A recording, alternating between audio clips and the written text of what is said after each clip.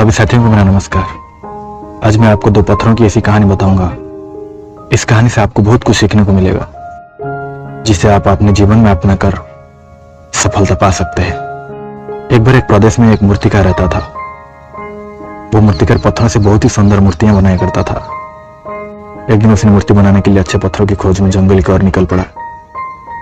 जब वो चलते चलते जंगल के मध्य भाग में पहुंचा तो उसने एक पेड़ के नीचे एक बड़े सुंदर पत्थर को देखा।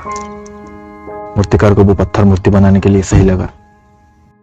उसके बाद मूर्तिकार ने अपने औजार को बक्से से निकाल लिया और उसने उस पत्थर के ऊपर औजार से ठोक ठोक कर मूर्ति बनाना शुरू किया।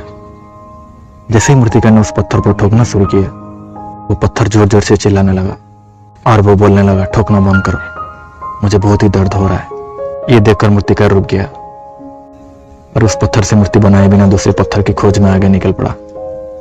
कुछ देर जाने के बाद मूर्तिकार ने दोबारा एक सुंदर पत्थर को देखा और उस पत्थर पर भी ठोक ठोक कर मूर्ति बनाना शुरू किया। जैसे उस मूर्तिकार ने मूर्ति बनाना शुरू किया, उस पत्थर को भी दर्द हुआ, परंतु उसने उस दर्द को सह लिया और वो मूर्तिकार एक सुंदर भगवान की मूर्ति बनाने में सफल हो गया। मूर्ति बनाते बनाते रात हो चुकी थी, इसलिए मूर्तिकार पास के एक गांव में रात गुजारने के लिए चला गया। जब सुबह हुआ तो उसने देखा कि वहां एक सुंदर सा देवी माँ का मंदिर बनाया गया है और मंदिर के बाहर बहुत सारे लोग बातचीत कर रहे हैं। तभी वो मूर्तिकार उस गांव के एक व्यक्ति से पूछता है, क्यों भाई, मंदिर के बाहर इतना भीड़ क्यों है? उस व्यक्ति ने उत्तर दिया कि मंदिर तो बन चुका है, परंतु मूर्ति कहां से लाया जाए, उसके बारे में यहाँ चर्चा चल रहा है। तभी मूर्तिकार उस गांव के सरपंच से मिलता है और बताता है कि उसने पिछले ही दिन एक देवी माँ का सुंदर मूर्ति बनाया है। उस देवी माँ की मूर्ति को अपने मंदिर में स्थापित कर सकते हैं। और उन्होंने जंगल से उस मूर्ति को लेकर अपने गांव के मंदिर में स्थापित किया।